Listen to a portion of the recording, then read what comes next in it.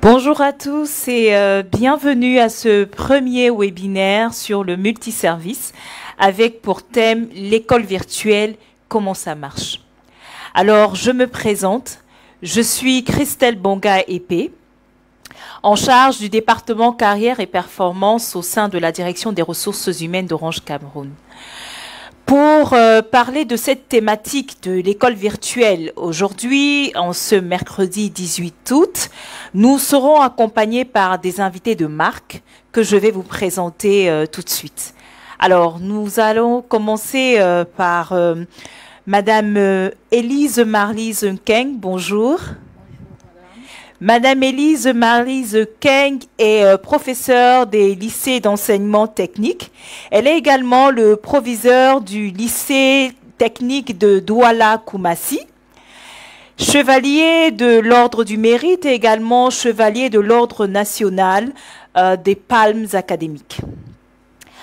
À côté d'elle, nous aurons Stéphane Ongba qui est Senior Marketing Manager chez Orange Cameroun au sein de la direction marketing et communication, vous l'aurez deviné.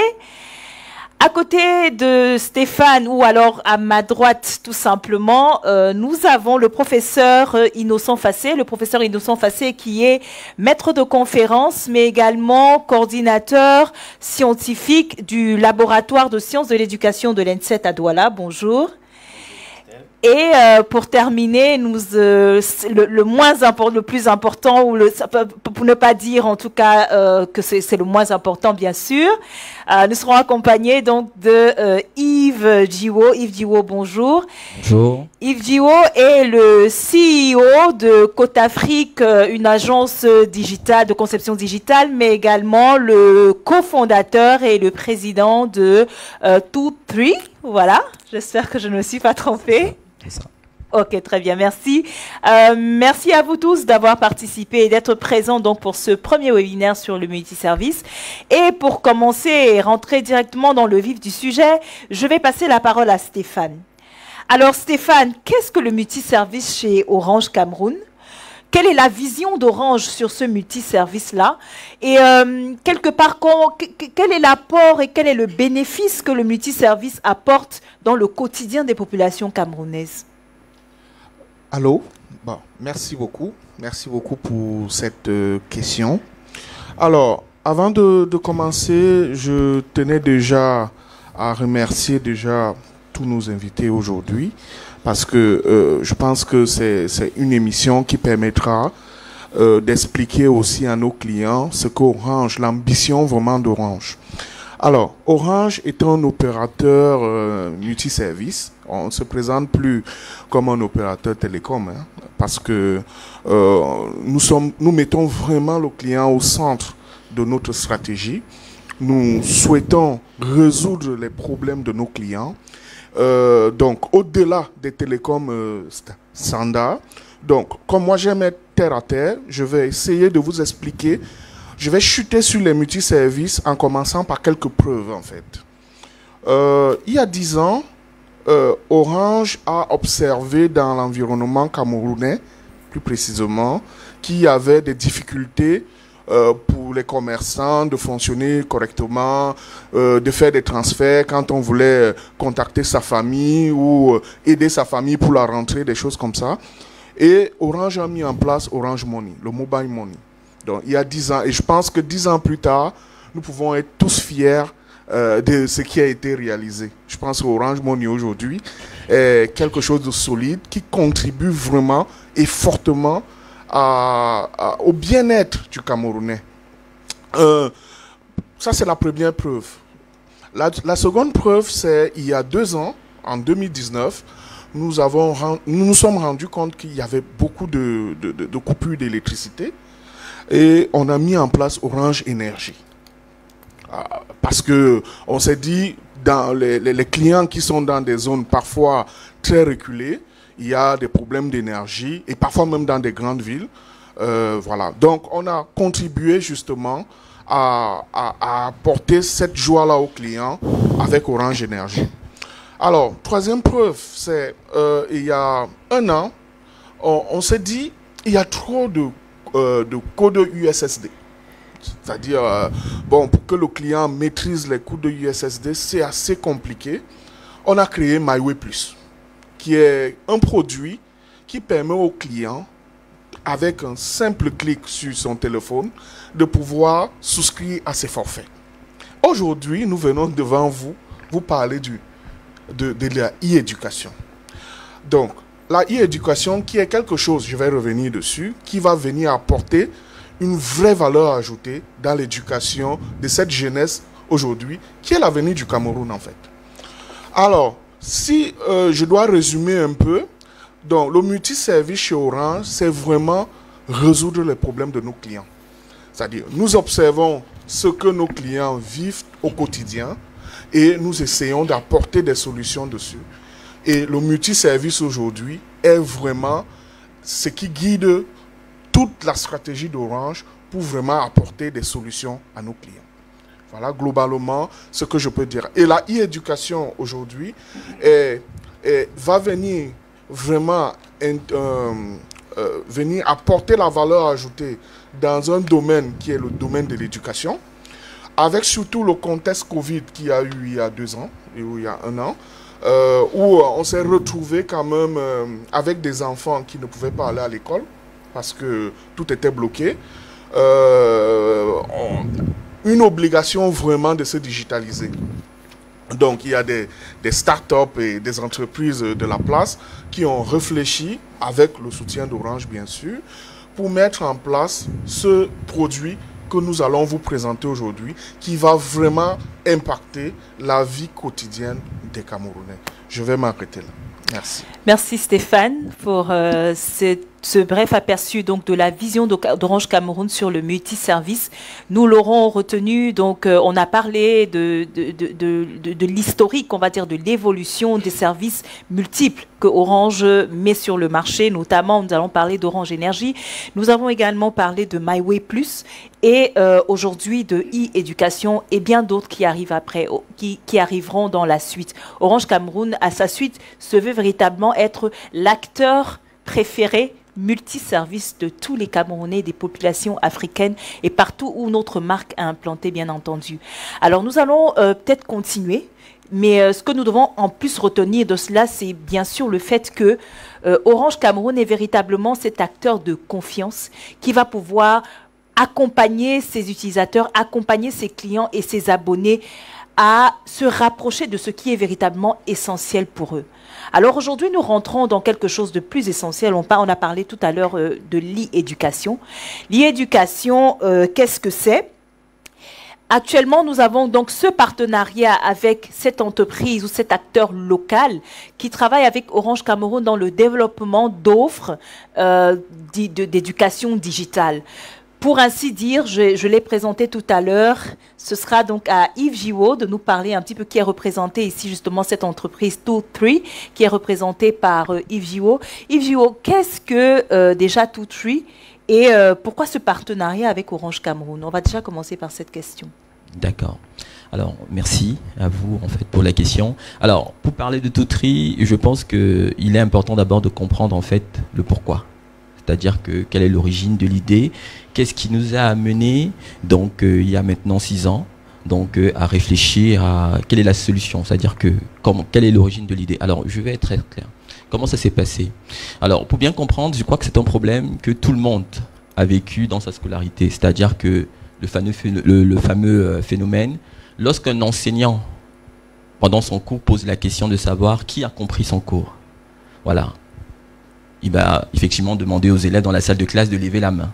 Alors l'objectif ici pour l'enseignant, c'est quoi? C'est de pouvoir en fait déceler la difficulté et de pouvoir en fait apporter une réponse directe. Mais quel est en fait le regard? Qu'est-ce que les apprenants font chaque fois? Personne ne réagit. Alors pourquoi?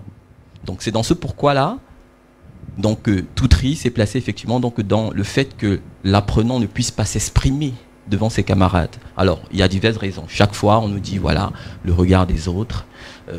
J'ai peur, effectivement, donc, de poser une question qui paraît stupide. Donc, c'est autant de difficultés qui font que les enfants, les apprenants, gardent des lacunes en eux. Et ces lacunes-là, automatiquement, vont se répercuter tout au long de leur cycle académique. Voilà d'abord l'origine. Alors, donc pour ça, Toutry, il fallait clairement donc pouvoir donner un moyen à l'apprenant de pouvoir s'exprimer.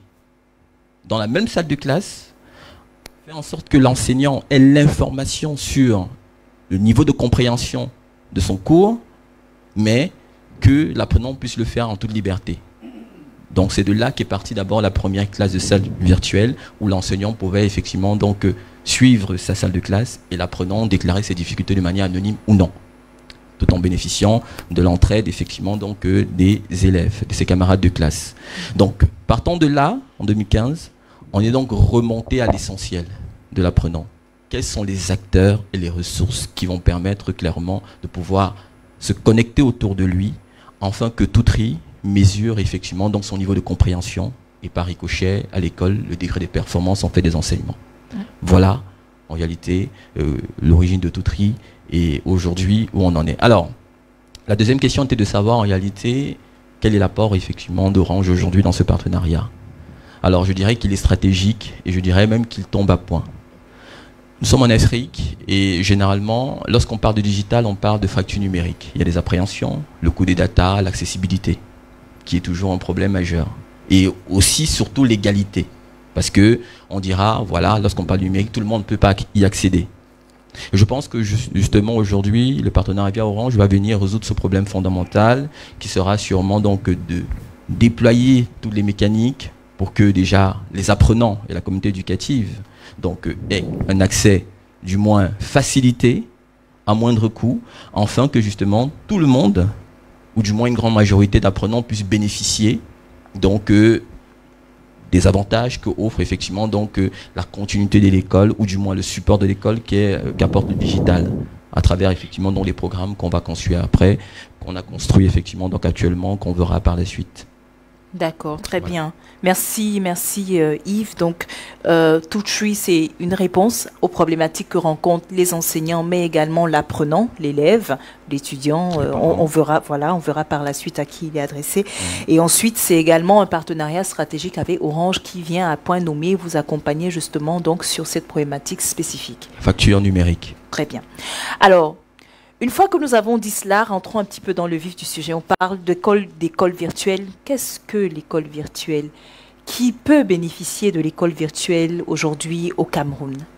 Alors lorsqu'on parle de l'école virtuelle, je pense que tout le monde visualise en réalité la récréation, en fait, c'est-à-dire qu'on a recréé l'école virtuellement dans un atmosphère, effectivement dans un univers.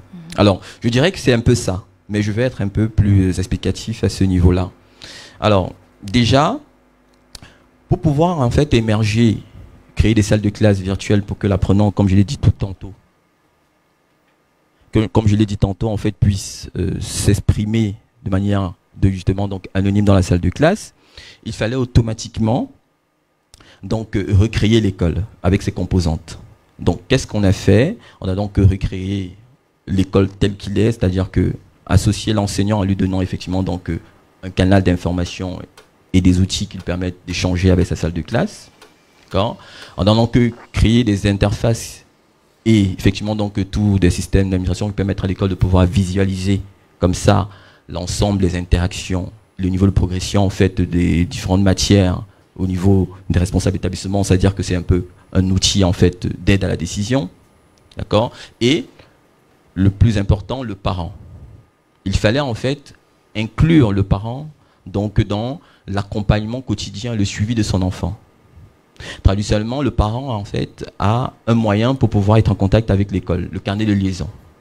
Alors, mais il n'est pas suffisant parce que en réalité, il ne fait que relever par exemple soit des problèmes disciplinaires, soit effectivement donc des informations, des orientations. Mais en réalité, les difficultés de l'enfant qui est fondamentale, sa motivation dans une matière, sa relation, sa vie effectivement éducative n'est pas effectivement perçue. Et donc pour ça, si le parent n'a pas cette information, ou du moins n'est pas proche de l'école et proche de l'enfant en tout temps, on ne peut donc pas effectivement dire qu'on l'accompagne de manière effectivement donc efficace. D'accord? Donc l'école virtuelle aujourd'hui, c'est une idéologie, mais en réalité c'est la reproduction, ou du moins très rapprochée de l'école telle qu'elle est aujourd'hui. Vous avez les bâtiments, vous avez les salles de classe, vous avez effectivement donc tout le matériel infrastructurel. On refait la même chose. en connectant tous les mêmes acteurs, mais en leur donnant effectivement des informations avec plus de célérité. C'est de ça qu'il s'agit, clairement. Et surtout, la possibilité de pouvoir anticiper donc les difficultés, l'échec d'un enfant avec des métriques. Donc, ça veut dire que des données palpables et viables qui proviennent directement de l'apprenant. Voilà, en fait, la transmission. Donc, ce n'est pas, en réalité, la fin de l'école physique, tel qu'on le dit, parce qu'il faut, c'est important de le dire, parce que il y a souvent, effectivement, des amalgames à ce niveau-là. C'est plutôt un outil, ou du moins, en fait, un écosystème qui va venir aider l'école à être plus performante. Je peux faire effectivement... Donc c'est tout à fait complémentaire exactement. Avec ce qui est fait aujourd'hui. Exactement. D'accord. Alors, qui peut bénéficier donc justement donc, de cette école virtuelle? Alors, donc, pour les parents qui nous regardent aujourd'hui, oui. Pour les élèves ou les étudiants qui nous regardent, est-ce qu'ils sont concernés ou pas? Tout à fait. Alors, je dirais que toute la communauté éducative est concernée. Le parent, l'enseignant, les administrations, les organismes gouvernementaux ou non, qu'ils soient élèves, qu'ils soient étudiants, et même effectivement donc au niveau primaire. Donc c'est toute la communauté éducative. Et d'ailleurs vous aussi les acteurs. La preuve, on est là aujourd'hui. Voyez. Donc dans la conception de ce projet, il s'agissait en fait d'être un agrégateur de solutions. Toutri effectivement s'est positionné comme un agrégateur de solutions. C'est d'ailleurs là la particularité. Pouvoir travailler avec tous les acteurs de la communauté éducative, les meilleurs, afin que l'enfant effectivement ait tout autour de lui pour pouvoir en fait bien progresser. Donc c'est justement donc fait pour tout le monde. Maintenant, l'apprenant étant au centre, là ici on parlera maintenant peut-être d'inégalité. On se dira voilà, est-ce qu'un apprenant qui n'a pas forcément en fait un bon niveau social, économique peut y accéder? C'est ça en fait la réelle question. Je pense que on va travailler effectivement dans ce sens-là et on travaille depuis des années afin que ce soit le cas. Et avec Orange, je pense aussi qu'on va pouvoir en fait démocratiser au fur et à mesure en fait cette problématique. Voilà. Alors merci Yves donc pour cet exposé. Je voudrais également encore poser une question. Concrètement, par exemple, l'enfant, je dis le parent lambda qui a son enfant de 8 ans, de 9 ans, qui fait à peu près à cet âge-là, on doit être en CE2, CM1, dans une école de la place, qui voudrait effectivement souscrire à l'un de ces produits, voilà, un de ces programmes. Concrètement, une fois, bon, on va parler de l'accès à ces programmes-là, mais concrètement, comment est-ce que son enfant est suivi au quotidien? Alors, ça va dépendre des programmes. Mais étant donné qu'on est parti en fait du socle, c'est-à-dire l'école, dans laquelle il passe la majeure partie de son temps, c'est-à-dire que pendant tout son cycle d'apprentissage, on a créé effectivement le programme Toutri School. C'est-à-dire que là, une école qui est effectivement donc connectée à Toutri donne déjà la possibilité à tous les acteurs directs de pouvoir en fait bénéficier de toute l'information et de manière effectivement transversale. C'est la première chose. Maintenant, on ne s'est pas limité à ce niveau. Il fallait donc autour de l'école et autour de l'apprenant créer des programmes. Déjà, un programme en fait qu'on a appelé le sujet pédagogique, qui va venir aider donc le parent au quotidien, qui lui va travailler pour payer les factures, qui rentre tard, qui est fatigué et qui, malgré la volonté, ne peut pas toujours suivre efficacement en fait au quotidien son enfant. Donc ça veut dire que là, on vient l'aider à ce niveau-là.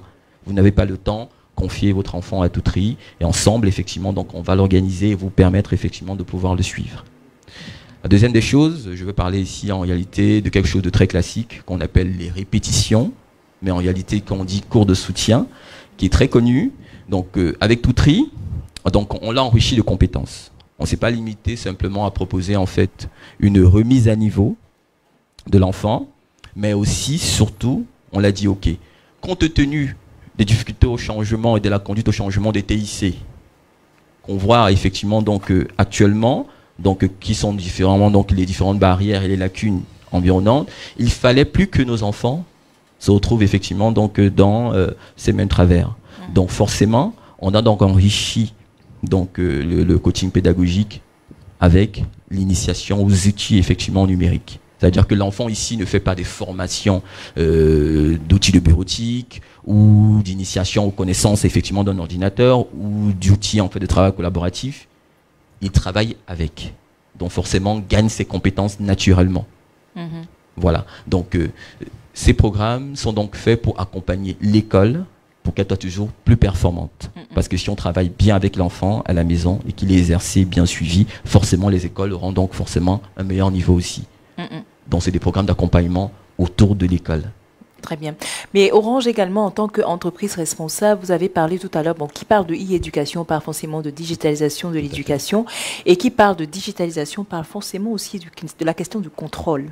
Tout à fait. Est-ce que vous pouvez nous parler de la question de contrôle? Comment est-ce que TwoTree prend en charge cette problématique-là pour les parents et pour les apprenants, enfin les parents, les apprenants et puis toute la communauté justement qui assiste l'apprenant? Très bien, très bien. Et je pense que c'est une question fondamentale, étant donné que chaque parent se dit, aujourd'hui, avec les travers qu'on peut voir à travers les médias sociaux, l'enfant, on a la crainte. Est-ce que si on l'achète un smartphone ou une tablette où il a accès librement à un PC, est-ce qu'il ne va pas effectivement donc faire face à du contenu qui n'est pas approprié, ou du moins qui n'est pas effectivement donc contrôlé à son niveau? C'est la grande question des parents. Alors je pense que, et c'est donc là, c'est merveilleux parce que le digital aujourd'hui nous permet de pouvoir le contrôler aisément. Alors le contrôler ne veut pas dire forcément bloquer, parce que l'enfant doit pouvoir de lui-même être autonome dans les recherches et faire face à cet outil, mais je pense que c'est l'éducation de comment utiliser et dans quel temps. Je pense que c'est la question en fait et qui est fondamentalement. Alors le digital en fait le résout très évidemment. On peut aujourd'hui clairement un parent qui est au travail comme actuellement pouvoir suivre en fait le contrôle d'utilisation de son enfant à distance. Ça se fait. Et c'est très facile. Donc le week-end, on dit voilà, je te donne un peu plus d'accessibilité sur tel aspect pour que tu puisses effectivement donc soit chercher ou aussi en fait te distraire. Donc c'est un problème qui est résolu. Et dans tous les programmes TwoTree, notamment ceux qui sont effectivement donc à la maison, c'est automatiquement intégré.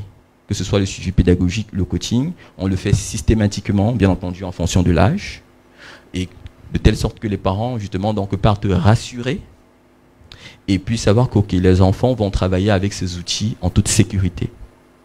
C'est extrêmement important. Donc ça fait partie de nos politiques. Et je pense que naturellement aujourd'hui, il y a des parents qui sont en fait peut-être de profession qui savent l'utiliser, mais il y a une bonne partie en fait qui ne savaient pas. Donc c'est l'occasion aujourd'hui de pouvoir le dire qu'ils n'ont plus de crainte à avoir, ce problème est résolu. Super.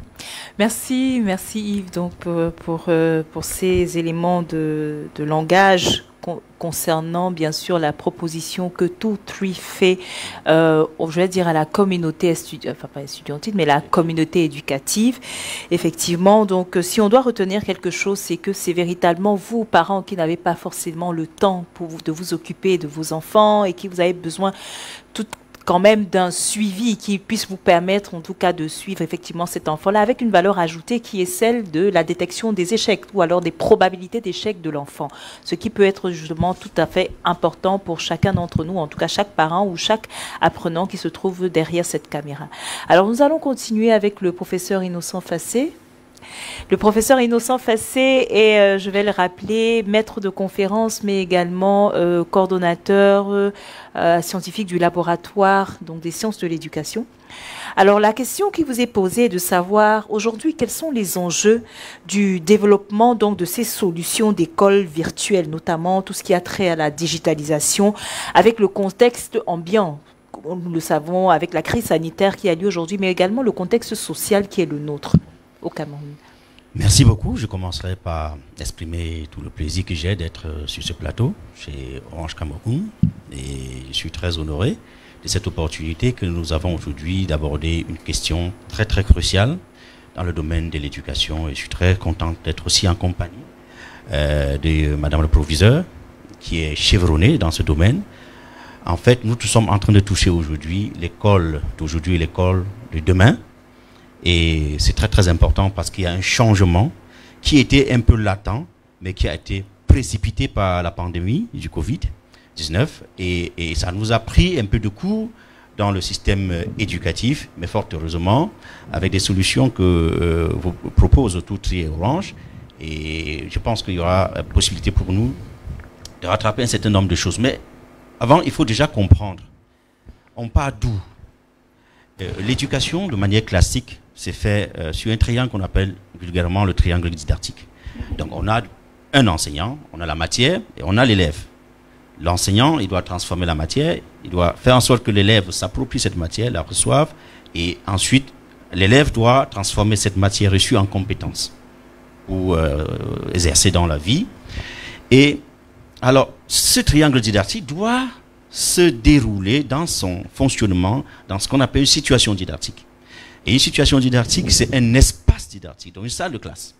Et des rapports entre les acteurs, donc rapport entre l'enseignant et la matière, à travers des outils, ça peut être les livres, le rapport entre l'enseignant et l'élève, dans la transmission, dans la pédagogie, le rapport entre l'élève et l'enseignant, le rapport entre l'élève et la matière. Donc, la situation didactique impose donc un espace commun. Et ces transactions-là doivent se faire simultanément, en même temps. Donc ça, c'est l'école classique. Et il faut bien comprendre un certain nombre de choses. L'enseignant n'est pas là que pour transformer la matière pour que l'élève la reçoive. L'enseignant, c'est un coach motivationnel. Donc il doit pouvoir motiver, détecter les démotivés et les motiver.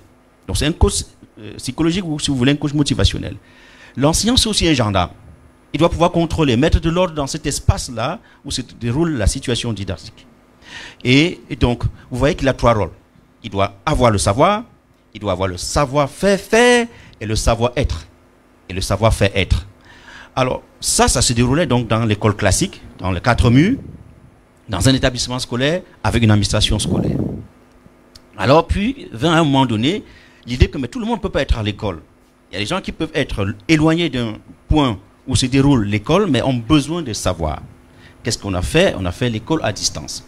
Alors, on concevait, on saisissait des cours, on les imprimait, on envoyait par poste à des personnes qui étaient en dehors du socle classique de l'école. Ils lisaient les cours et puis on leur envoyait les examens qu'ils faisaient, et puis ils renvoyaient, et puis c'était noté. On appelait ça la formation à distance. Et puis on a évolué. Et ça a continué avec la formation continue. J'ai commencé à travailler, mais je me rends compte que j'ai encore des lacunes. Alors, la formation à distance m'aide. Mais aujourd'hui, avec la technologie, on a vu que non. Même quand je suis dans la situation classique, traditionnelle d'apprentissage, il peut arriver que l'enseignant, soit par faute de temps, ou même faute de compétences, ne me donne pas tout à moi en tant qu'élève. Et alors, il faut faire en sorte qu'une fois à la maison, l'élève puisse continuer d'apprendre. Et ça ne va plus être tout simplement pour ceux qui ne pouvaient pas accéder à l'école, mais pour ceux qui sont déjà à l'école, comme l'a dit tout à l'heure le partenaire de Doutry, qui a bien expliqué qu'il doit avoir une continuité d'apprentissage. Donc, alors, jusque-là, c'était tout simplement des parents qui avaient des moyens peut-être de s'offrir un smartphone ou bien d'avoir une connexion Internet qui pouvaient aller dans des moteurs de recherche chercher des informations supplémentaires pour les enfants, ceux qui pouvaient aller avoir Google, ainsi de suite. Et puis c'était comme ça, c'était un peu quelque chose de marginal, réservé à des happy few, comme on dit en anglais, une population plutôt très aisée. Et ça continuait comme ça, et puis par la suite, dans le monde occidental, l'école à distance a évolué très rapidement dans les années 2010-2012. On a vu venir ce qu'on appelle les MOOC, Massive Open Online Courses, c'est-à-dire qu'on se dit aujourd'hui on peut pouvoir donner l'éducation à une masse qui ne peuvent même pas être contenues dans une seule salle de classe. Donc, alors on met l'information, les connaissances à disposition de plusieurs personnes. Et ces personnes peuvent avoir accès à ces connaissances à tout moment, à tout temps, mais à un moment donné vont peut-être passer des examens s'ils veulent avoir des certificats. Et puis ça continue comme ça, toujours quelque chose de marginal. Mais subitement vient la pandémie qui vient secouer l'école traditionnelle. L'espace où se déroulait la situation didactique décrite tout à l'heure est mise à mal. L'enseignant et l'élève ne peuvent plus se retrouver dans un espace commun. Qu'est-ce qu'il faut faire? Alors il faut trouver des solutions pour que l'école puisse se faire en dehors du socle classique. C'est donc à ce moment-là qu'il faut rapidement démocratiser, rendre accessible l'école, les solutions numériques de l'école, pour que ce qui devait se faire à distance de manière marginale puisse se faire dans le temps normal d'apprentissage. Et c'est à ce moment-là où les écoles étaient fermées, Madame le Président doit s'en souvenir, il fallait donc continuer l'apprentissage. Et là, ça donc pose un certain nombre de problèmes. Quand vous parlez d'enjeux, alors, il faut savoir que la transposition didactique, c'est-à-dire manipuler la connaissance pour que l'enfant puisse la comprendre, tel que ça se fait à destination d'une salle de classe, c'est différent lorsqu'on doit la faire à destination d'une plateforme de formation numérique. Parce que pendant que l'enfant apprend, moi je ne suis pas là. Moi l'enseignant, je ne suis pas là pour répondre à ces questions, pour détecter même qu'il ne suit pas, qu'il est distrait, ou qu'il est fâché, ou qu'il est énervé, ou qu'il pleure. Je ne suis pas là. Donc comment faire en sorte que le savoir qu'on met à la disposition de l'enfant à la maison, qu'il puisse le consommer avec la même aisance que lorsqu'il le fait lorsqu'un enseignant est là. Alors comment transposer un enseignant dans le virtuel? Voilà donc les grosses problématiques. Alors pour ce faire, l'enseignant devrait pouvoir adapter ses cours. Nous savons que l'être humain est résistant au changement. Il doit être accompagné pour adapter ses cours à ce nouveau modèle d'enseignement. Ensuite, il doit pouvoir être accompagné pour pouvoir utiliser les outils de transposition de ses connaissances vers le numérique. Il ne suffit pas de dire qu'il faut faire numériser les cours, il faut faire ceci, mais est-ce que l'enseignant est capable de le faire? Il faut l'accompagner. Une fois qu'on a accompagné l'enseignant, il a adapté ses cours, il les a mis en ligne, ou mis dans une plateforme, il faut encore que l'élève aussi puisse être accompagné à s'approprier de l'outil qui va être utilisé pour avoir accès à ces cours-là. Par exemple, notamment un smartphone. On n'a pas me dit quand même qu'un enfant qui est au Mora, en Glemedouka ou dans une brousse là, qui voit encore le téléphone comme quelque chose de très très très extraordinaire, va passer subitement d'un téléphone purement analogique à un smartphone. Donc il faut encore maintenant pouvoir faire en sorte que l'élève puisse avoir accès à la technologie qui facilite cette nouvel apprentissage qui est l'apprentissage virtuel. Alors, une fois même qu'il a acheté son smartphone, bien le parent l'a fait, il faut encore maintenant qu'il y ait l'énergie, le juste qu'on appelle l'Internet, la connexion Internet. Je peux avoir mon smartphone, mon enseignant peut avoir transposé ses cours, les avoir rendus accessibles numériquement, avec tous les éléments qu'il faut, mais il me faut la connexion Internet pour pouvoir télécharger ces cours, ou bien pouvoir me connecter à la plateforme pour pouvoir avoir accès à ces cours-là. Ensuite, et comme je le disais, la pédagogie a évolué. Aujourd'hui, on parle d'approche par compétence, il faut développer des savoir-faire. On a aussi noté que, avec des théories comme le socio-constructif, on voit que les enfants apprennent aussi beaucoup entre eux. Ce n'est pas simplement de l'enseignant à l'apprenant, c'est l'enseignant à l'apprenant, mais de l'apprenant entre eux. Comment faciliter donc l'échange entre les enfants, chacun étant désormais chez lui à la maison? Ils ne sont plus dans un espace commun. Alors, les plateformes ont évolué aussi pour pouvoir associer aux plateformes numériques traditionnelles des réseaux sociaux permettant l'échange entre les élèves. Alors, et les apprenants. Quand on dit élèves, ça exclut les étudiants, les apprenants en général. Alors, donc, vous voyez, madame, aujourd'hui, il est question pour les acteurs, les différents acteurs du système éducatif, de pouvoir changer d'approche, de mentalité et d'habitude, pour pouvoir puiser tout ce qui est à puiser dans les TIS, ce qu'on appelle les TIS, les technologies d'information et de la communication pour l'éducation. Parce qu'aujourd'hui, on se focalise sur la Covid. Peut-être il y aura pire que la Covid demain, je ne le souhaite pas, mais même en dehors de la Covid, on se rend compte que pour tenir dans le monde actuel, on a tellement besoin de connaissances que l'école classique seule ne peut pas les apporter à nos enfants. Donc, Covid ou pas, on aura besoin de l'école virtuelle. Et il est donc temps qu'on accompagne les acteurs, parents, enseignants, élèves, à pouvoir s'arrimer à cette nouvelle donne, à cette nouvelle école qui est en fait l'école qui va rester. Et parce que cette école-là permet aujourd'hui aux enfants, aux parents, de pouvoir supplémenter, compléter les lacunes de l'école traditionnelle à laquelle nous sommes tous habitués ou alors avons été habitués. Donc voilà un peu comment je peux situer les enjeux de l'école virtuelle aujourd'hui dans notre pays et partout ailleurs. Ce n'est pas une question du Cameroun, c'est une question de l'ensemble de l'humanité actuelle, mais se pose davantage d'acuité selon, avec un peu plus d'acuité selon les défis structurels qu'un pays a, les défis logistiques, les défis économiques, les défis même pédagogiques. Parce que je peux vous dire que moi j'ai été à un séminaire en 2014 organisé par l'AUF sur les MOOC, donc MOOC, c'est-à-dire les Massive Open Online Courses. Mais ça nous a quand même pris 10 jours pour que nous, les enseignants universitaires, on puisse nous, et on n'était qu'une vingtaine parmi des milliers d'enseignants d'université au Cameroun, pour ne prendre que ce cas-là, qu'on nous puisse faire comprendre comment fonctionne une plateforme de formation, comment transformer des cours, les adapter à une plateforme de formation, et comment faire suivre ces cours-là par des apprenants, et comment les suivre. Alors, ça veut dire qu'il y a beaucoup à faire pour accompagner ce changement-là. On ne peut être que très heureux de voir des jeunes, comme ceux qui sont à Toutri, et qui sont en train d'apporter des solutions très innovantes. Et évidemment, on encourage le partenaire Orange à démocratiser surtout l'accès. Quand nous allons faire tout ce que nous allons faire au niveau pédagogique, il faudra que l'accès soit démocratisé. Et on espère que s'il a accepté d'accompagner Toutri, c'est qu'il sait qu'il doit faire quelque chose.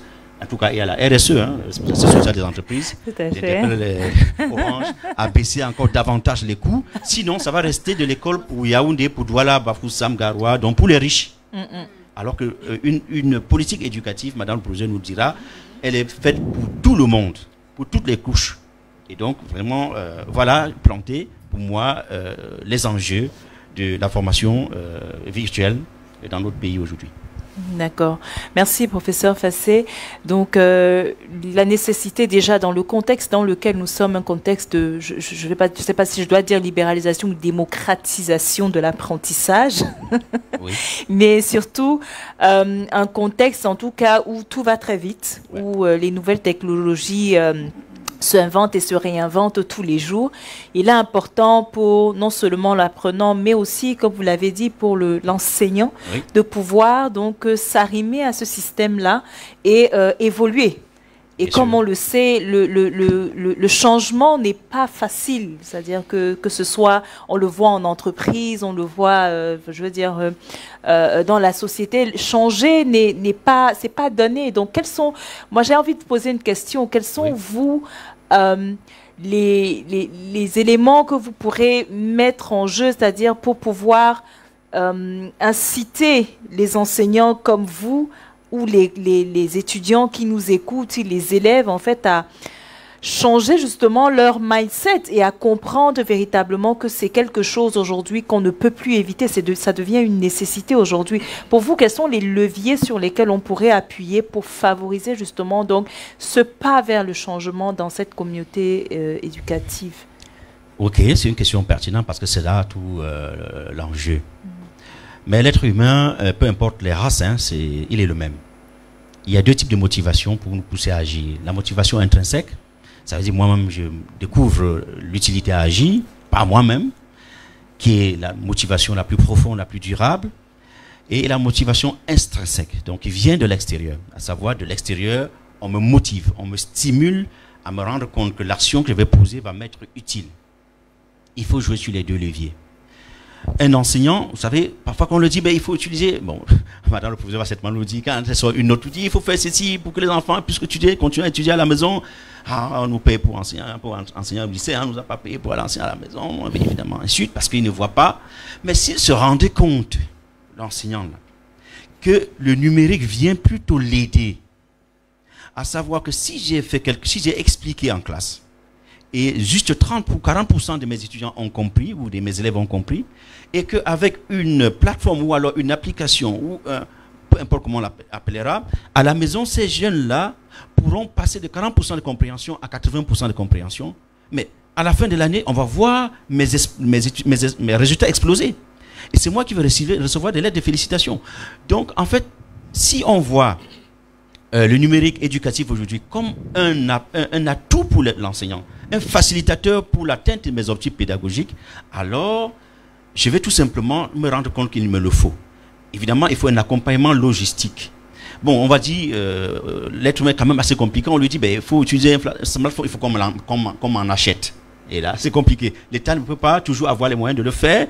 Mais s'il se rend compte que oui, si j'ai déjà le mien, on lui a donné une connexion à l'école, par exemple gratuitement, je le suppose, et il peut s'en servir et qu'il voit que les élèves vont davantage comprendre, ça devrait marcher. Maintenant, au niveau des élèves, mis à part le suivi parental dont a parlé le partenaire de Tutri, et j'ai bien été très très content qu'il évoque cela parce que c'est important, mis à part le contrôle parental, autant qu'il peut être fait, si le parent se rend compte que si j'adhère à la politique du numérique, alors ça me permet en fait d'assurer mon contrôle parental ou alors mon apport parental tout en étant dans mon lieu de travail, alors tout de suite il devrait pouvoir adhérer.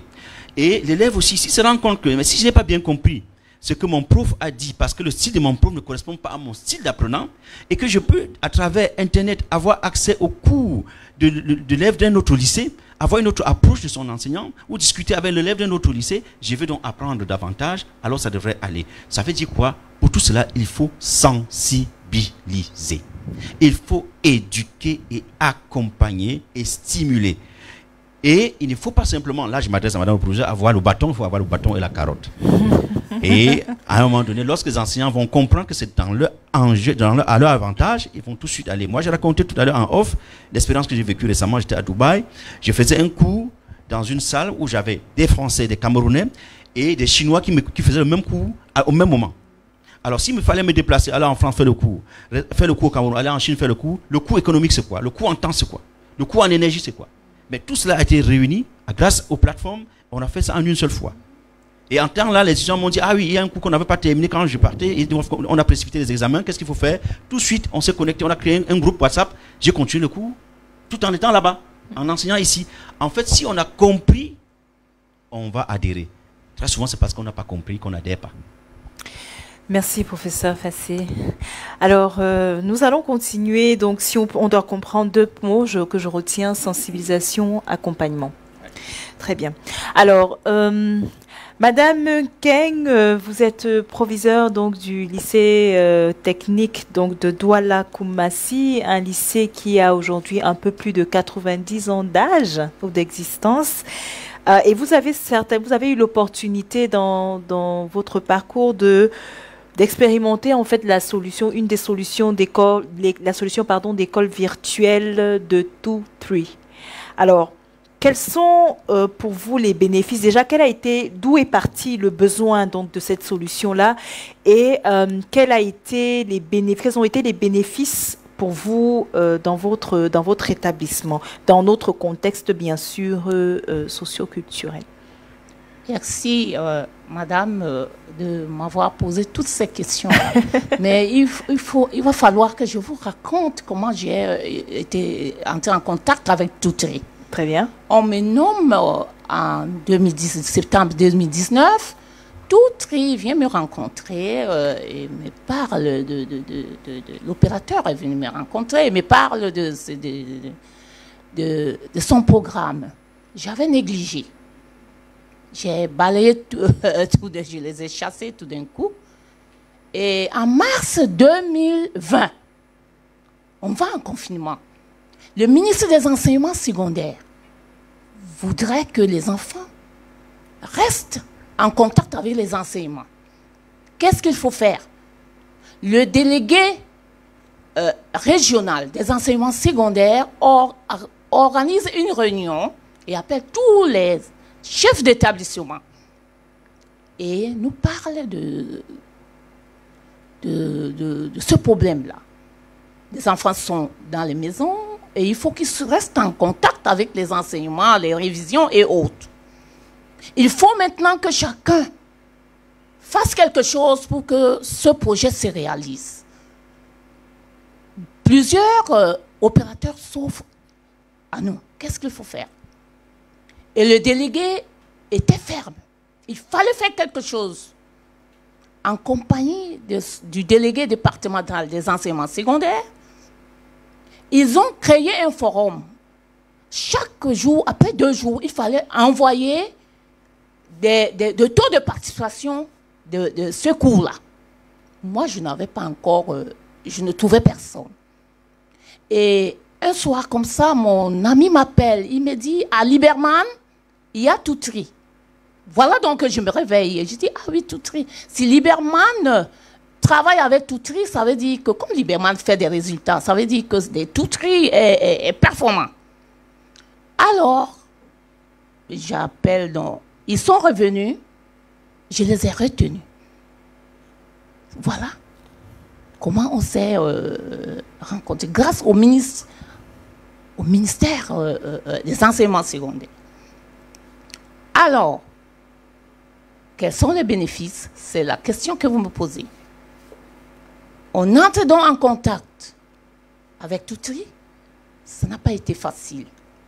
À l'époque, les enseignants étaient rentrés au village. Il fallait les former. Et je vous assure, l'enseignant, il y en avait, il peut témoigner, hein, il y en avait qui n'avaient même pas de téléphone Android. Et il fallait faire quelque chose pour que les enfants... Le ministre parlait des révisions, parce que les dates des examens approchaient. Et il ne fallait pas que le Cameroun rate ces examens-là. Et il fallait que les enfants affrontent les examens très bien. Alors, nous nous sommes roulés par terre pour que ça démarre. Toutri est venu au lycée et a organisé les formations. Et c'était par département, je vous assure. Chaque fois qu'il finissait la formation, il montait, parce que mon bureau est en haut. Il me disait, madame, Oh, les enseignants, parce qu'on avait trop de difficultés pour les mettre sur les rails, pour les amener à comprendre ce qu'il faut et ce qu'on doit faire. Ce n'était pas facile. L'enseignant n'avait pas de portable déjà. Et il y en avait qui avaient des portables Android et qui ne savaient pas utiliser. Ça va pris beaucoup de temps. Et entre-temps, on me demandait le taux de participation à la délégation. Parce qu'après quelques jours, il faut envoyer. Je voyais déjà d'autres lycées qui envoyaient le taux de participation des cours en ligne.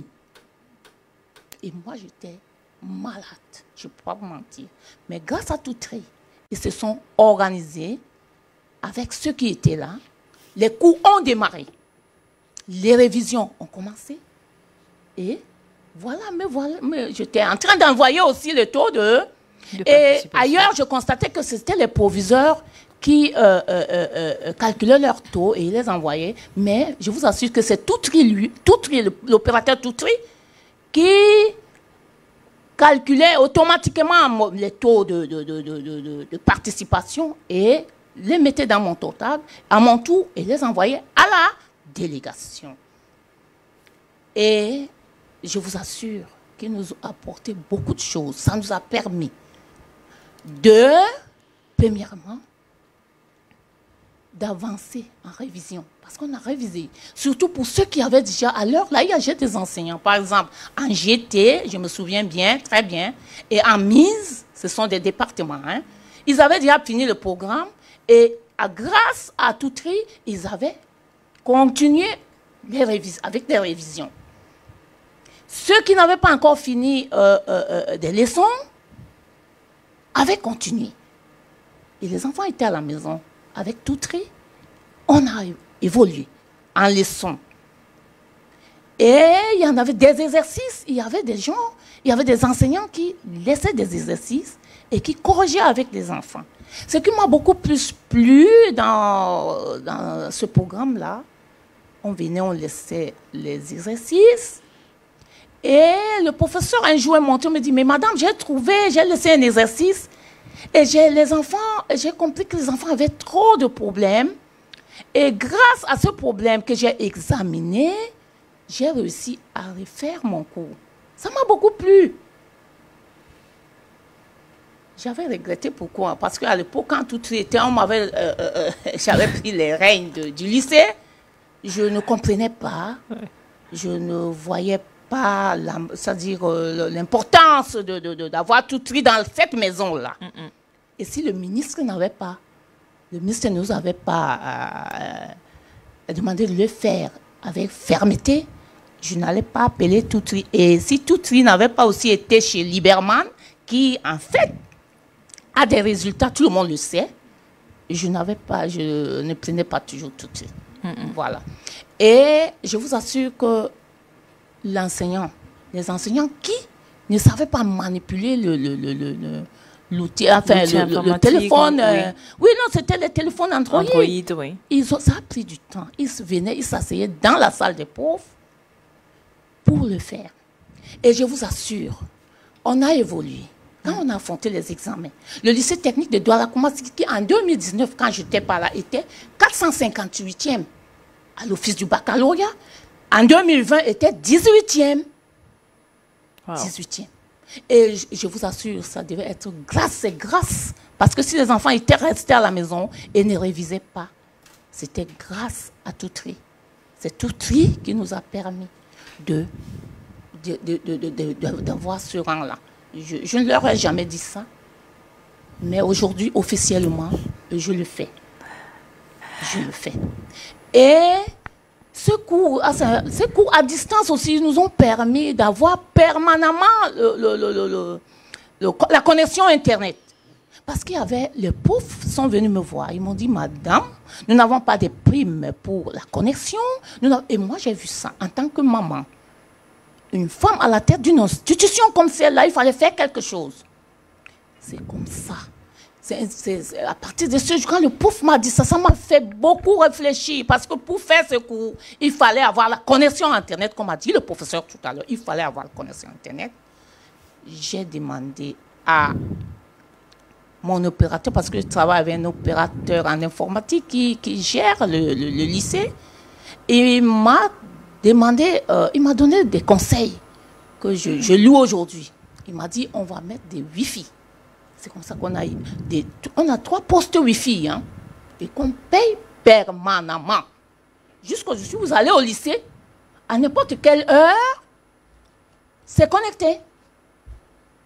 Connecté. Comme là maintenant, depuis le matin, il y a le ministère qui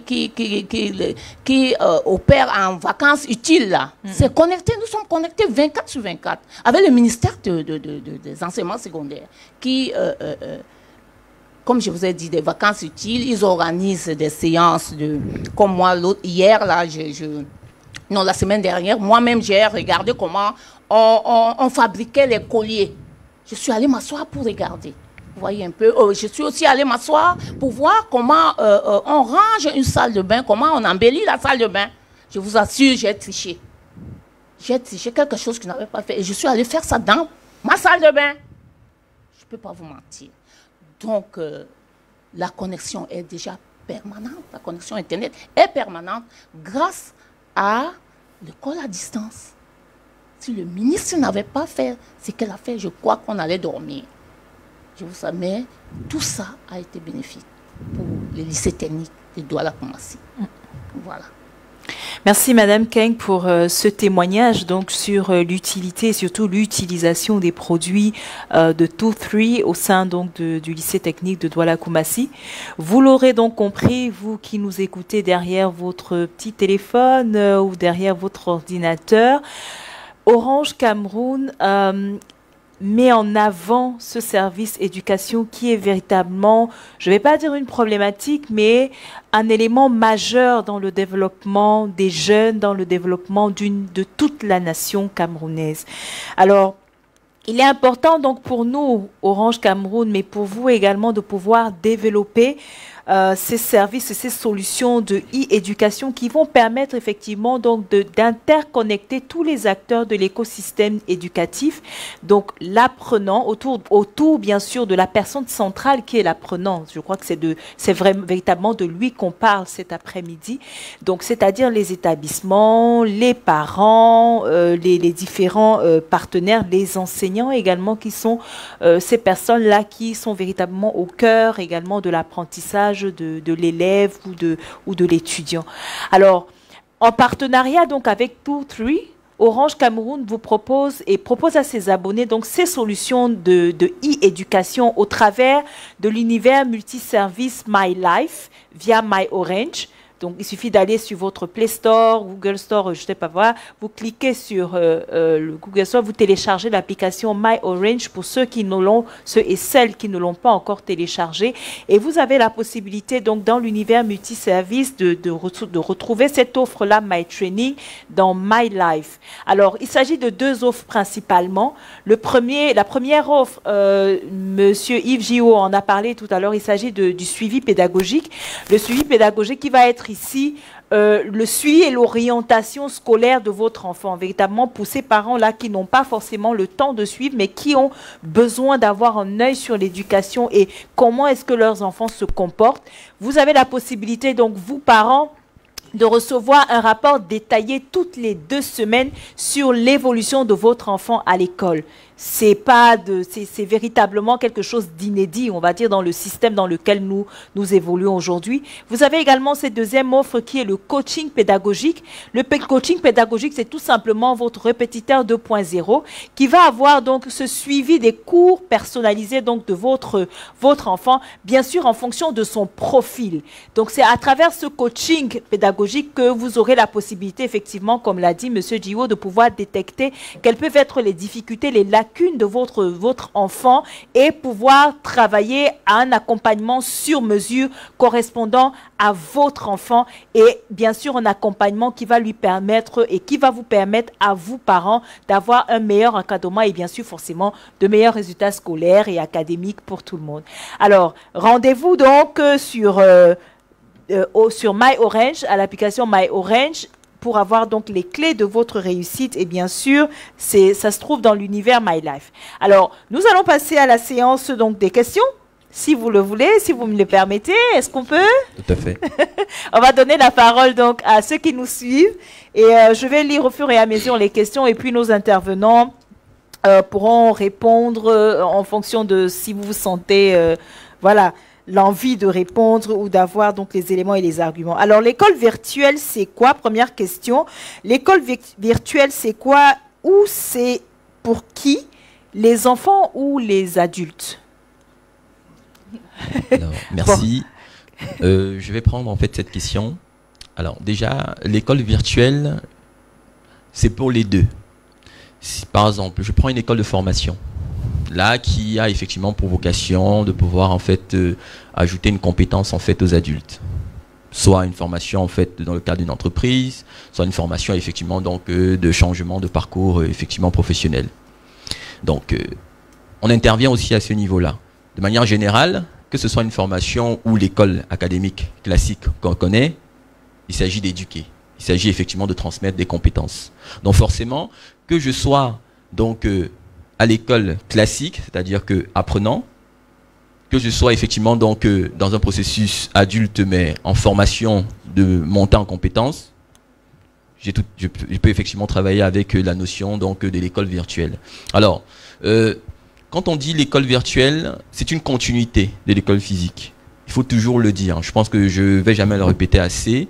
C'est effectivement donc les deux et qui vient effectivement donc amener un avantage que l'école physique aujourd'hui n'a pas. Et j'en profiterai effectivement pour dire que, parlant d'école virtuelle, quelle est la particularité de Touterie dans ce sens-là? Toutes les écoles aujourd'hui ont ce qu'on appelle effectivement dans la notion de gestion administrative. C'est-à-dire qu'on construit son école et on cherche effectivement à bien la gérer. Sur le point de vue effectivement donc RH, paye, etc. Mais pourquoi on crée une école en réalité? C'est la question qu'il faut se poser. C'est pour la performance. C'est pour effectivement former des gens compétents. Et c'est pour ça qu'effectivement on intervient à ce niveau-là avec la gestion pédagogique. C'est aussi ça effectivement l'innovation. Donc, que ce soit effectivement donc l'apprenant dans son parcours académique normal, il peut travailler effectivement dans une approche d'école virtuelle. Et que je sois effectivement donc dans la vie professionnelle et que je veux faire une montée en compétences, je peux tout aussi effectivement travailler dans un centre de formation qui utilise l'école virtuelle. Voilà, donc avec ses avantages à ce moment-là. Merci pour cette réponse. Alors nous allons passer à la deuxième question de Lévi Zam qui dit: est-ce que le programme e-éducation est compatible avec les universités comme Yaoundé 1 et 2?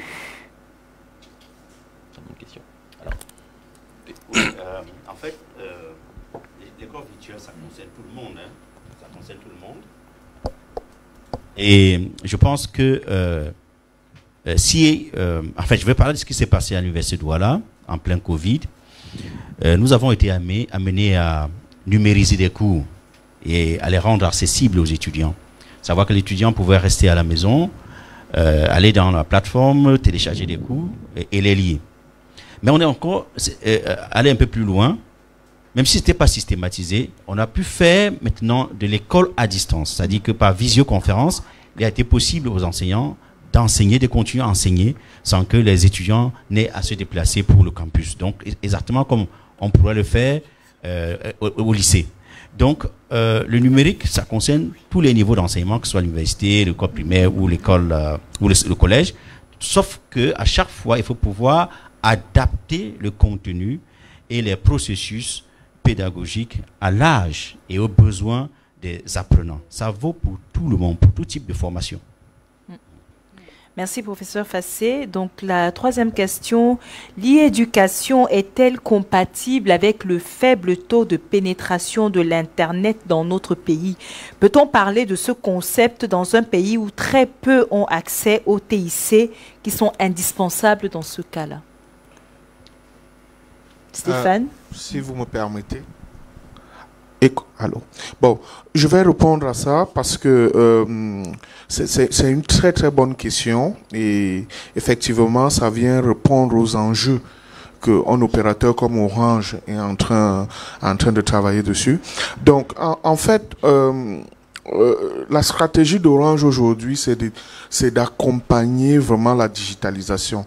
Et moi, je suis très, très fier de voir, quand Madame le proviseur parlait tout à l'heure, de nous montrer un exemple vraiment concret ça c'est un cas d'école, hein, qui nous permet vraiment de comprendre comment l'impact du digital. Avant le Covid, c'est clair que c'était très compliqué. Même les entreprises, hein, soyez vraiment rassurés, il n'y a pas que les écoles et autres. Même dans le domaine de l'industrie, il y a beaucoup d'entreprises qui ne partaient pas trop dans le digital. Et les entreprises qui ont pu survivre aujourd'hui, c'est ces entreprises-là vraiment qui ont bien embrassé ce tournant du digital dont le Covid est venu vraiment mettre en exergue. Donc, pour répondre clairement à la question, c'est de dire, Orange aujourd'hui, vous l'avez vu, hein, depuis déjà plusieurs années et plus spécifiquement depuis 1 an, nous essayons vraiment de pousser au maximum les offres auprès de nos clients, que ce soit les offres pour les jeunes, les jeunes dans l'univers Pulse. On essaie vraiment de donner des offres vraiment à nos clients, que ce soit pour les VIP ou même pour les entreprises, parce qu'on a toute une direction chez Orange qui travaille à accompagner les entreprises dans la transformation digitale. Donc, je pense que quand on parle de transformation, c'est quelque chose qui va doucement et qui nécessite tout un accompagnement global. Donc, nous, aujourd'hui, chez Orange, nous travaillons vraiment à accompagner nos clients à se digitaliser. On a parlé tout à l'heure de quelque chose, on est passé très rapidement dessus, de MyOrange. Beaucoup de personnes ne connaissent pas MyOrange. MyOrange, en fait, c'est une plateforme simple qu'on télécharge sur son téléphone. Elle est avec un accès gratuit. Donc, quand vous vous connectez sur MyOrange, vous n'avez pas besoin de data. Vous pouvez aller consulter votre compte, vous pouvez aller souscrire aux offres de tout tri, vous pouvez aller vous pouvez aller consulter vos consommations, vous pouvez souscrire à vos offres, vous pouvez regarder tout ce que vous voulez justement sur cette plateforme qui est plus riche que l'USSD aujourd'hui. Mais beaucoup de clients ne la connaissent pas encore, cette plateforme, et il est vraiment très important de comprendre que les offres, par exemple, qu'on vous présente là, pour que vous ayez accès à ces offres-là, il faudra passer par MyOrange, qui est une plateforme vraiment simple à utiliser et qui est plus riche que l'USSD. Donc, Internet, pour nous, c'est vraiment important que tout le monde, tous les clients aient accès. Merci. Merci Stéphane. Alors, on a une question de Steve Camo. Toutry se veut révolutionnaire pour l'éducation, si je comprends bien. Alors, normalement, effectivement, on pourrait dire effectivement de révolution, mais je pense que c'est un avis où je vais laisser clairement donc ceux qui vont l'utiliser et qui l'ont utilisé pour pouvoir en témoigner. Alors, donc, mais je pourrais quand même dire que en tant que parent, je vois effectivement donc une énorme plus-value et aussi par les retours effectivement d'expérience qu'on a eu, notamment par exemple à l'Université catholique en 2019, justement, donc où on a fait effectivement un test de déploiement qui a été très bien accueilli aussi par les étudiants. Donc là, ça répond aussi en fait à la question de l'une des étudiantes qui parlait de est-ce que ça peut être utilisé aussi donc en enseignement supérieur. Je dirais même que c'est même l'un des meilleurs endroits. Je profite ici pour effectivement donner un clin d'œil parce que dans les amphis, majoritairement, il y a effectivement énormément d'élèves.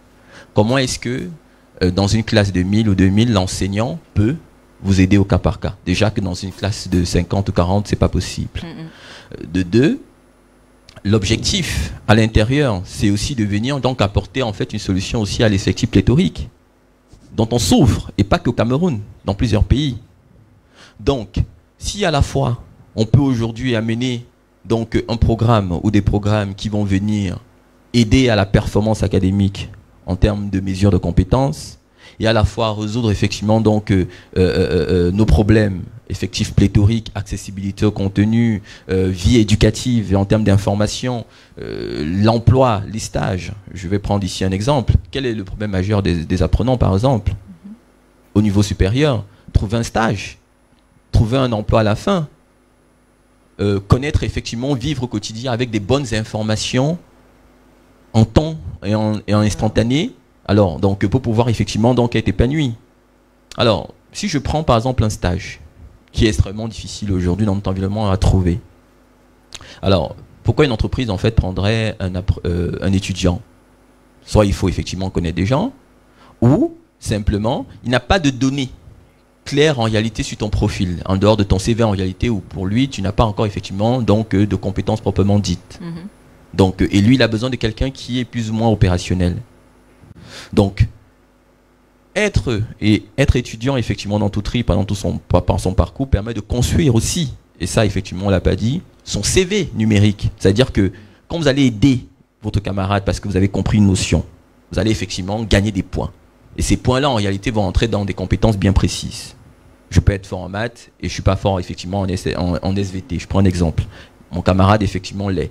Il m'aide.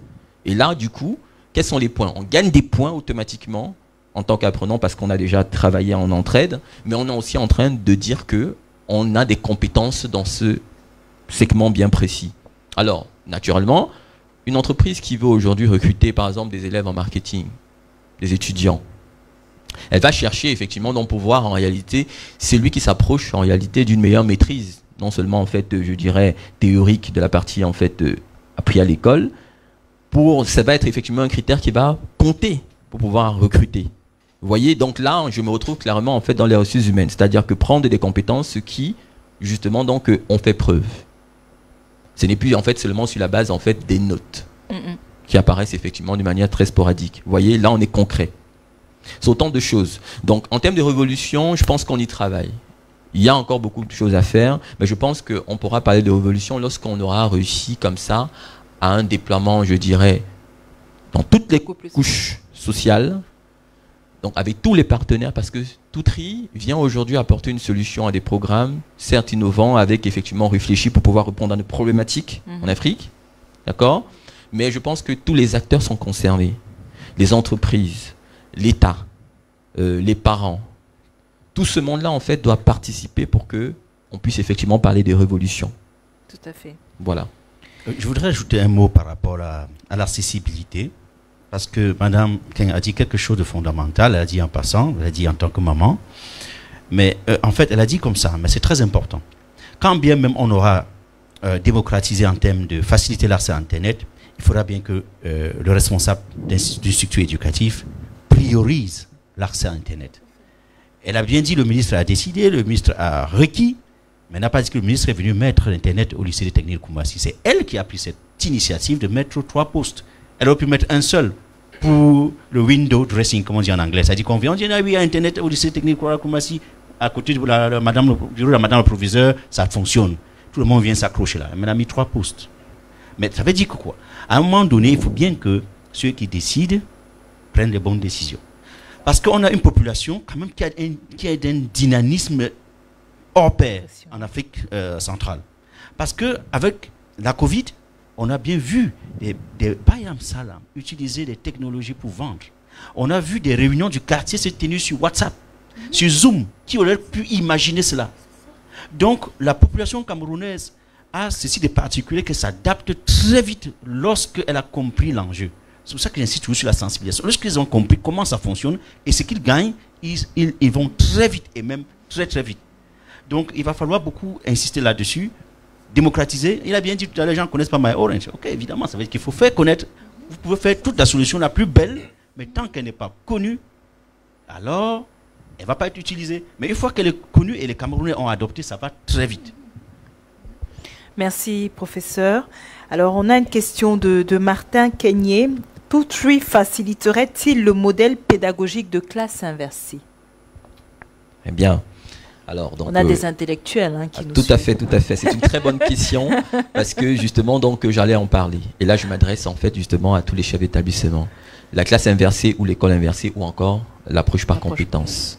Tout à fait. Alors, donc, c'est simple.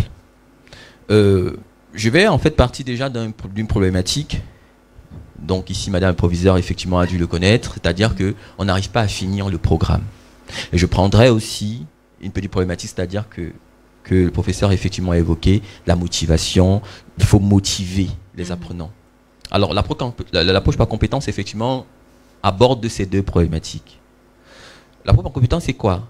On veut que vous puissiez, en fait, déposer votre cours en avance, que les apprenants, effectivement, prennent connaissance de ces cours, du contenu, qu'ils puissent, justement, donc, avant votre cours en présentiel, vous donner, effectivement, donc, les points d'ombre, les points, effectivement, sur lesquels il y a des difficultés. Et qu'en présentiel, justement, vous puissiez remédier et non plus utiliser effectivement donc les heures de cours qui ne sont pas déjà suffisantes pour un programme. Vous pouvez effectivement faire une dictée qui ne va pas toujours forcément trouver le bon profil d'apprentissage en face. Il s'agit donc automatiquement de les responsabiliser d'abord parce que voilà, on vous a mis le cours en avance. On va en classe, on va travailler effectivement en termes d'atelier de compréhension. On va essayer de mettre des cas pratiques par rapport aux notions pour que justement donc il y ait une meilleure compréhension des notions. Et à la fin, on va effectivement parler d'objectifs. Quel est l'objectif attendu après effectivement cette leçon? Alors, vous voyez clairement en réalité que pour ça, il faut des outils. Donc naturellement, Toutry se retrouve donc là forcément à venir aussi aider les écoles à pouvoir appliquer l'approche par compétences. On peut déposer aujourd'hui, puisque dans toutes les salles de classe et au bout des doigts de toutes les applications, de tous les apprenants, il y a ce qu'on appelle une toolbox, c'est-à-dire qu'un drive intégré aux salles de classe qui est transversal. L'apprenant peut l'utiliser pour demander effectivement donc des cours entre camarades, parce qu'il est absent, le cas d'une université avec par exemple 2000 élèves. L'enseignant peut déposer effectivement dans des cours à tout moment sur tout type de format, donc en direction de ses élèves, avec effectivement donc organisé avec une notification. L'établissement peut effectivement donc déposer des cours à une salle de classe ou à toute l'école instantanément. Et je irai même plus loin. Même le ministère, qui si aujourd'hui souhaite par exemple aider tous les élèves de 3e à avoir par exemple des cours des années antérieures, exercices et fascicules corrigés. En un clic, elle a envoyé à tous les élèves en fait de 3e du Cameroun, du moment où en fait ils sont connectés. Vous voyez, c'est tout à fait possible. Donc, l'école inversée, oui. L'apprentissage, effectivement, donc inversé, oui. Et c'est effectivement donc un appel. Si tous les pédagogues aujourd'hui et tous les chefs d'établissement souhaitent justement donc appliquer l'approche par compétence, on peut les aider effectivement dans cette politique et continuellement les accompagner à ce que ce soit effectif. Et peut-être là, on verra aussi en fait une meilleure façon. Qu'est-ce que ça a donné l'approche par compétence? Est-ce qu'il y a donc une évolution au niveau des performances? Vous voyez? Donc c'est tout ça. Merci Yves. La prochaine question, je vais la poser à Madame Kane. Alors, l'internaute se présente répétiteur pour collégiens et lycéens. Pour les parents auxquels j'ai eu affaire, pour eux, dès que le répétiteur est là, c'est lui qui contrôle tout. Le parent se désintéresse de tout. Et lorsque le système sera digitalisé, il faut croire que les élèves seront lésés. Il faut absolument que ce soit volontaire et vraiment soumis à une préévaluation. Merci. Moi, je pense qu'il va falloir que les parents fassent aussi leur travail. Parce que généralement, les enfants sont abandonnés à eux-mêmes. C'est ce que nous avons constaté dans des institutions. Il va falloir que le parent essaye de suivre aussi son enfant. Parce qu'ils les ont abandonnés. Et c'est ce que nous faisons tout le temps quand on a rencontre avec eux. Si on essaye de travailler ensemble, vous comprenez un peu, ça va donner quelque chose. Mais le parent nous a abandonné les enfants. Les parents nous ont abandonné leurs enfants. C'est comme ça qu'ils abandonnent aussi leurs enfants aux répétiteurs. Et ce qui n'est pas normal. On ne peut pas abandonner un enfant à un répétiteur. Ce n'est pas normal. Même si on n'a pas le niveau, on doit au moins faire peur à ces répétiteurs-là. Lui faire croire qu'on a quand même des notions.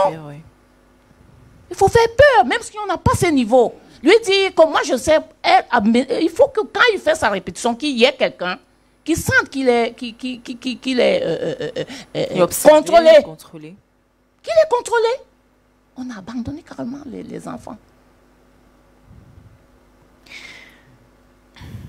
Donc merci, merci Madame Keng pour ce cri aux parents qui nous suivent, prenant la peine de suivre nos enfants. Toutri est là certainement, oui, comme partenaire sur les solutions e-éducation, mais ce n'est pas tout. Il y a une question de volonté. Je pense que le professeur Innocent Fassé n'a eu de cesse de le rappeler également. Il faut la contribution de tout le monde pour que ça fonctionne. Alors, Fernand Elougam Ben qui nous dit il faut contextualiser cette approche éducationnelle. C'est bien beau d'avoir recours à la digitalisation de l'apprentissage, mais n'est-ce pas là un schéma stigmatisant pour l'élève qui ne dispose ni d'ordinateur, ni de smartphone, ni de connexion Internet? Quelle est la réponse concrète de Toutri et de son partenaire Orange face aux difficultés d'accès pour tous à l'éducation numérique? Alors, je vais répondre à cette question. Alors déjà, je vais parler de Toutri en fait pour bien expliquer. Déjà, elle a parfaitement raison parce qu'il faut, lorsqu'on crée effectivement donc un produit ou un programme, il faut que ce soit contextuel. Je suis d'accord. Et c'est pour ça que on parle de programme. Jusqu'ici, vous ne m'avez pas vu en fait parler de plateforme. Avant, la plateforme n'est qu'un outil de communication sur tous ces programmes. Mais en réalité, avant d'arriver à la plateforme, qui est l'outil de communication, il faut d'abord effectivement être proche du parent, c'est-à-dire traditionnellement, mais sans oublier qu'il faut qu'il fasse aussi sa transition dans le numérique pour les facilités que ça apporte. Donc, déjà, pour bien comprendre, Toutri, c'est des programmes pédagogiques qu'on applique clairement, effectivement, donc, dans la vie commune normale, c'est-à-dire que traditionnellement, mais qu'on inclut le digital pour faciliter certaines informations et aussi pour faire gagner à l'enfant des compétences. Ça, c'est le premier point. Donc, ce n'est pas totalement digital, c'est mixte et c'est progressif. Deuxième chose, on parlait d'accessibilité. Et là, je pense qu'au début de mon intervention, j'ai parlé de sociabilité, que ce soit en fait accessible à tout le monde. C'est un rêve et je pense que c'est une problématique qui n'est pas seulement requise au Cameroun. Alors, le parent qui aujourd'hui ne peut pas offrir une tablette à son enfant ou whatever, un ordinateur, c'est une question peut-être... alors, moi je dirais d'abord une chose, il peut effectivement avoir un problème de prix, de moyens. Alors, et c'est pour ça qu'effectivement, on a parlé aussi d'appeler les entreprises et la communauté. Il y a beaucoup d'entreprises ici qui, par exemple, dans leur renouvellement de stock du device, pourraient les mettre à la disposition de la communauté éducative pour que chaque enfant ait, ne serait-ce qu'effectivement, un desktop à domicile. C'est des politiques qui marchent et qui sont effectivement donc encouragées. C'est aussi effectivement dans l'occasion aussi pour demander aux partenaires Orange de penser effectivement donc dans ce sens-là. Ça pourrait déjà effectivement venir au dos de premier problème d'inégalité. Un ordinateur pour tous, dans toutes les maisons. Et ça, effectivement, aujourd'hui, un ordinateur coûte 40 000. C'est peut-être un peu cher aussi, puisque on connaît effectivement donc notre vie. Mais ça peut se faire effectivement en transition de phase. Donc, il y a une possibilité. Maintenant, pour un smartphone ou une tablette, moi je dirais peut-être une tablette, ça dépend de l'âge de l'enfant. Je pense qu'il y a des propositions effectivement de smartphones aujourd'hui qui sont d'entrée de gamme, sur lesquels on a travaillé énormément pour que les applications puissent être accessibles, à partir de 8 000 en montant. D'accord? Alors, il y a une volonté du parent aussi sur le bien fondé de ce que représente l'outil pour son enfant. Il y a effectivement des parents qui vont beaucoup travailler pour mettre des enfants dans des bonnes écoles, prétextant effectivement une bonne éducation. C'est un investissement. Alors, je pense que là, si on se met dans la peau d'un parent, est-ce que aujourd'hui l'apport que des programmes Toutri et de son partenaire pour mon enfant va lui permettre de se donner de meilleures chances en termes d'avenir et face à la mondialisation qui évolue? Si cette question effectivement donc trouve réponse, parce que c'est de ça dont il s'agit, c'est pour ça qu'on les a créés, ces programmes, pour pouvoir en fait donner des meilleures chances à tous les enfants et à des coûts effectivement donc je pense qu'ils sont minimum, qui sont accessibles. Et on se revendique toujours, ça c'est une chose très claire, on se revendique toujours effectivement Toutri pour être effectivement un programme de communauté, de toutes les communautés. Pas uniquement pour effectivement donc les personnes. D'ailleurs, c'est pour ça qu'on demande toujours à travailler avec les États, parce que on veut connecter tous les apprenants pour cette effectivement réforme. Donc c'est tout à fait possible. Mais maintenant, est-ce que c'est Toutri qui va pouvoir payer les smartphones ou les ordinateurs à la maison? Non. Mais on a apporté une solution qui demande à tout le monde de contribuer. Il pourra avoir des politiques en fait de leasing. Pour ça, il faut que ce soit possible. Oui. Effectivement, je vais aussi chuter dessus, oui, en disant, je pense que chacun apporte sa pierre un peu à l'édifice. Aujourd'hui, la solution que Toutri apporte va effectivement venir accompagner la digitalisation. De notre côté, chez Orange, nous essayons de mettre en place on essaye de faciliter vraiment non seulement l'accès à Internet, mais aussi l'accès aux devices. Tout à fait. Là, par exemple, nous travaillons sur quelque chose qui va sortir, qui va faciliter aussi aux personnes d'acquérir des smartphones. Des smartphones première main, des smartphones, en achetant juste son forfait. C'est-à-dire, on achète le forfait pendant 1 ou 2 mois, et après, on a un téléphone. Donc là, nous sommes en train de le mettre en place. Donc, en fait, c'est pour dire, il y a beaucoup de solutions que nous sommes en train, globalement, d'apporter pour contribuer effectivement à cette digitalisation. J'ai parlé tout à l'heure des offres. J'ai parlé des offres très taillées pour des jeunes, pour des personnes qui ont plus voilà. Donc, on essaye vraiment de personnaliser et d'accompagner nos clients dans cette digitalisation. Merci. Merci Stéphane. Notre webinaire est en train de tirer vers sa fin. Il nous reste à peu près 9 minutes encore. Donc je vais quand même prendre les 2 dernières questions. Pour les internautes, désolé si on n'a pas pu prendre votre question, mais le temps nous tient, comme on dit, au cou. Donc on trouvera tout à fait quand même le moyen de pouvoir vous répondre sur la plateforme avec les contributions de nos différents intervenants. Mais sinon, en 1 minute ou 2 minutes, professeur Fassé, comment transposer l'enseignant sur la plateforme virtuelle de manière à assurer un certain contrôle des apprenants? C'est une question de Lucrèce Franco. Oui, c'est une question très pertinente, mais celle-là, elle va dépendre de la technologie qui a été adoptée par l'institution université ou l'institution scolaire en question, parce que les plateformes digitales offrent des avantages différents. Elles sont conçues différemment. Et donc, aujourd'hui, je peux vous dire, par exemple, moi, je suis au Cameroun promoteur, en fait, ou alors représentant d'un certain nombre de formations en ligne, des DBA, des MBA. Et je me suis amusé à demander à l'un des promoteurs, qui est européen, mais si vous mettez vos formations en ligne, par exemple, il y a des formations en ligne, et il y a quelqu'un qui fait faire ça par quelqu'un d'autre, par exemple, comment on va savoir? Et il m'a dit, attention, innocent, on est en train de mettre en place une intelligence artificielle avec reconnaissance faciale qui va faire en sorte que si ce n'est pas le même étudiant qui est enregistré dans la plateforme qui vient s'asseoir pour faire le cours, on sait. Et de deux, il m'a dit, on va même plus loin. La solution est même telle que lorsque vous êtes en train de suivre le cours en ligne, l'intelligence artificielle détecte le moment où vous êtes distrait. Et elle va sélectionner des questions que c'est des questions qui portent sur le moment où vous avez été distrait. Donc quand vous allez échouer au premier test, vous allez en tout de suite savoir où vous avez été distrait et vous allez aller vous repréparer pour passer au second test. Vous voyez, ça évolue énormément. Très souvent, on peut avoir des discours très, très péremptoires parce qu'on ne connaît pas. Il faut se renseigner pour savoir comment ça fonctionne.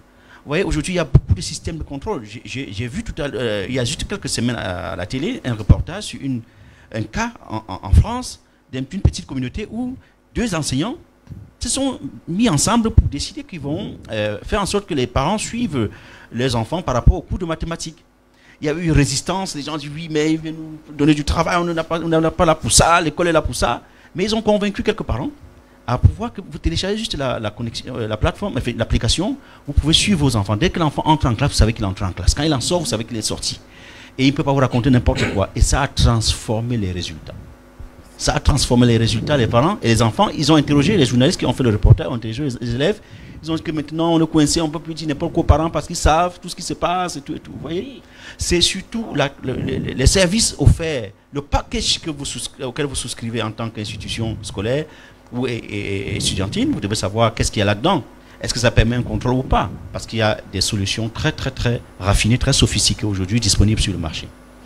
Merci, professeur Fassé. Comme quoi, intelligence artificielle, c'est voilà l'un des dans les nouveaux métiers, hein, pratiquement, enfin les nouveaux métiers, des métiers d'avenir dans lesquels on va investir et qui vont forcément clairement bouleverser, on va dire, les façons de faire. Donc, on va prendre une dernière question. Je pense qu'elle est importante. Alors, il y a une question qui parlait du tutorat. Est-ce que le tutorat a sa place chez Tutree?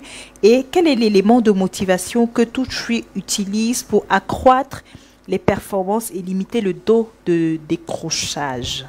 Voilà, en deux minutes, parce qu'il me reste 5 petites minutes. Alors, donc, est-ce que le tutorat a sa place? Oui, puisqu'en réalité, un coach est aussi en réalité un tuteur. Donc, sauf que la différence, c'est simplement qu'on va lui donner quelques compétences pour pouvoir en fait les transmettre à l'enfant, notamment cette partie digitale. Voilà, donc ça, c'est la première chose. D'accord?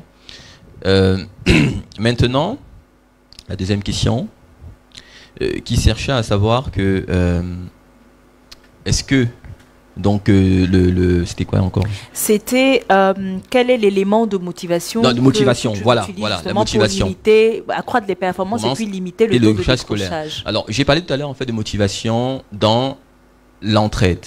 Créer déjà l'entraide dans la salle de classe. Donc chez Tutree, il y a effectivement donc une boutique à cadeaux qui permet justement donc les meilleurs, c'est-à-dire que ceux qui vont aider leurs camarades gagnent déjà des points. Effectivement, donc là tous les partenaires interviennent, ce qu'on appelle des points pédagogiques, qui vont booster déjà la facilité effectivement de s'entraider. Mais elle est aussi en fait au niveau d'une école compétitive, c'est-à-dire qu'à l'intérieur d'une école, on peut effectivement créer une compétition de la meilleure classe qui a un meilleur taux d'activité, où il y a un meilleur taux d'entraide, où il y a un meilleur taux effectivement de partage de documents. À l'intérieur de Tutree, effectivement, c'est conçu. L'objectif, pourquoi? Ça permet déjà en fait de créer la solidarité à l'intérieur de l'école et pouvoir tirer ceux qui ont le plus de difficultés vers le haut, afin que la classe soit la meilleure de l'école, avec une attribution effectivement donc qui peut être gratifiante, effectivement, sur image à l'intérieur du réseau. Ça, c'est la première chose. Et c'est pareil aussi pour les enseignants. Parce que M. Fassé le disait tout à l'heure, aujourd'hui, il faut être dans les deux. Il faut d'abord qu'il y ait une motivation aussi qui est extérieure, si justement donc et qui sont aussi propres à l'enseignant. Pareil, et d'ailleurs, on l'a fait pendant le Covid. Les enseignants qui avaient déposé des cours constamment à destination des élèves, qui étaient interactifs, qui avaient essayé de répondre à les élèves, on les faisait gagner par exemple des crédits de communication. Vous voyez? Donc c'est pour dire que on ne peut pas effectivement penser à venir apporter un changement sans regarder les réalités. Donc on a travaillé, on a effectivement testé, on a adapté effectivement donc les programmes à notre environnement. Et c'est tant mieux que vous soyez là aujourd'hui. On espère donc avoir aussi donc c'est des partenaires qui viendront pour pouvoir enrichir ces boutiques à cadeaux, afin de toujours valoriser et de booster donc les salles de classe et donc tirer l'ensemble des élèves en fait vers les compétences. Pareil pour les enseignants. Voilà. Merci Yves. Nous sommes donc à la fin de ce premier webinaire qui a été super intéressant, super instructif pour chacun d'entre nous concernant la communauté éducative, mais surtout les services e-éducation qui sont proposés donc sur notre page dans l'application My Orange, l'univers My Life, voilà, où vous avez donc la possibilité de retrouver donc ces services qui sont proposés par le partenaire Tutree, le suivi pédagogique et le coaching pédagogique.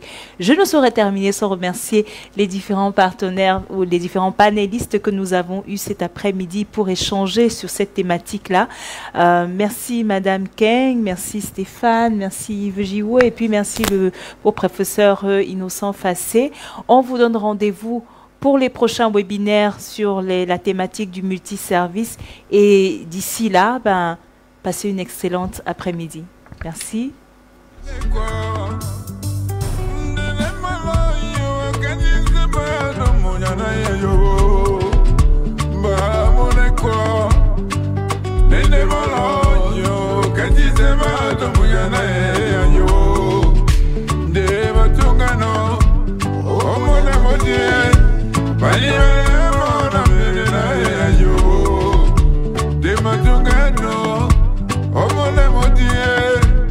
Bye.